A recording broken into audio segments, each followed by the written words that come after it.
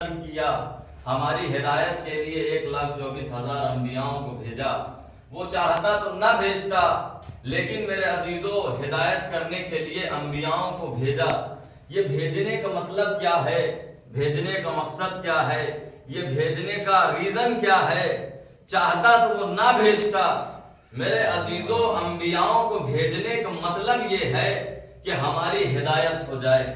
انسان کو خلق کیا، خلق کر کے ایسے ہی نہیں چھوڑ دیا، بلکہ ہر انسان کے پیچھے ہادی اور مددگار کو رکھا۔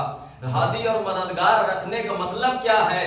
مطلب یہ ہے کہ انسان کو تاریکی سے نکال کر روشنی کی طرف لے جایا جائے۔ ہادی اور مددگار بھیجنے کا مطلب یہ ہے کہ انسان کو جاہلیت سے نکال کر علمیت تک لے جایا جائے۔ ہادی اور مددگار کا بھیجنے کا مطلب یہ ہے کہ خداوند عالم چاہتا ہے کہ انسان صراط جحیم سے نکل کر صراط مستقیم پہ آ جائے۔ میرے عزیزوں کوئی ایسا دور بتائیے کہ جس میں انسان ہو اور کوئی ہدایت کرنے والا نہ ہو۔ کوئی ایسا زمانہ بتائیے، کوئی ایسا دور بتائیے، کوئی ایسا سن بتائیے۔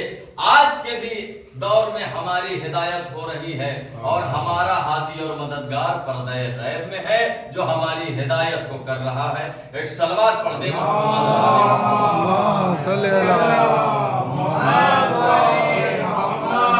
کوئی ایسا دور نہیں ہے کہ جس میں انسان ہو اور کوئی ہادی اور مددگار نہ ہو۔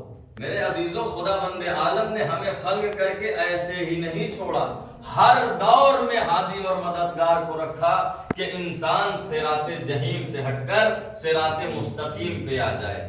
میرے عزیزو محرم کا چاند نمودار ہو گیا، ہم لوگ آمادہ ہو گئے، عزا خانے کو سجا دیے، انجمنیں ہیں، ماتم داری ہے، عزاداری ہے، شب داری ہے، تمام پروگرام سیٹ کر لیا گیا کہ فلاں تاریخ کو کیسے کرنا ہے، فلاں تاریخ کو کیسے کرنا۔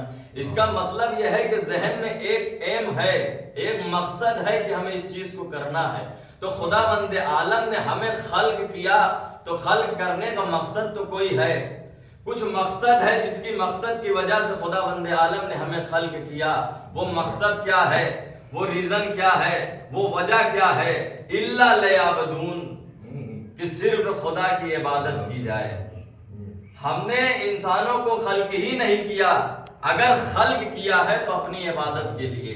خداوند عالم نے ہم سے یہ نہیں کہا کہ ہمیں مال کما کے لاؤ، ہمارے لیے یہ انتظام کرو، ہمارے لیے وہ انتظام کرو۔ نہیں میرے عزیزو، خداوند عالم ہم سے جو چاہ رہا ہے اس چیز کا نام عبادت ہے، اس چیز کا نام عبادت ہے۔ اب عبادت کون کون سی چیزیں جو عبادت میں آتی ہیں، یہ مین پوائنٹ ہے، یہ اہم نکات یہ ہے کہ خداوند عالم جو عبادت کو کہہ رہا ہے، کیا وہ عبادت صرف نماز سے ریلیٹڈ ہے؟ کیا وہ روزہ ہے؟ کیا وہ حج ہے؟ کہا کہ وہ اچھا عمل جس میں ثواب پایا جاتا ہے اس چیز کا نام عبادت ہے۔ مجلس حسین کرنا عبادت ہے، فرش عزا بچھانا عبادت ہے، حسین سے محبت کرنا عبادت ہے، علم مبارک کو سجانا عبادت ہے، قرآن کو پڑھنا عبادت ہے، قرآن کو دیکھنا عبادت ہے، قرآن کو چومنا عبادت ہے، نماز کو پڑھنا عبادت ہے، سجدے کو کرنا عبادت۔ یعنی خداوند عالم بتا رہا ہے کہ صرف ایک چیز سے متعلق عبادت نہیں ہے، لیکن میرے عزیزو ساری چیزوں میں ایک چیز کامن خداوند عالم نے کر دیا۔ وہ چیز کیا ہے؟ کہا کہ تمام چیزوں میں ایک چیز جو ہے جس کا نام خلوص ہے۔ خلوص، خداوند عالم چاہتا ہے کہ خلوص پایا جائے۔ اگر ہم نمازیں پڑھ رہے ہیں تو نماز صرف ایسے ہی نہ پڑھ دیں، نماز کے اندر خلوص بھی پایا جائے۔ اگر ہم روزہ رکھ رہے ہیں تو صرف ایسے ہی نہیں فاقہ کیا، شام کو روزہ کھول لیا، لیکن بہت بڑی بڑی شرمال اچھی کمپنی کی اچھی کوالٹی کی بانٹ دیا جائے، اگر اس چیز میں اگر انسان خلوص نہیں پیدا کرے گا تو وہ مجمع نہیں ہے، بس دکھاوا ہے۔ وہ اکٹھا کر کے آیا ہے، اس کا نام حسین ہے۔ تمام لوگوں، تمام انبیاءوں کو کی محنت کو اکٹھا کر کے اگر کوئی کربلا میں آیا ہے تو وہ مولا حسین کے ساتھ ہے۔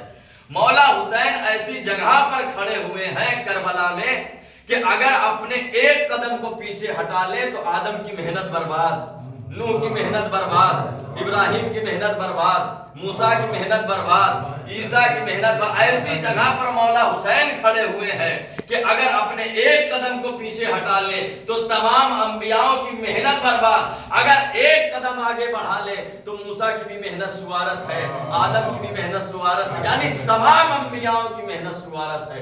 ऐसी जगह पर मौला हुसैन खड़े। इसलिए कि मैंने दोपहर में कहा कि मौला हुसैन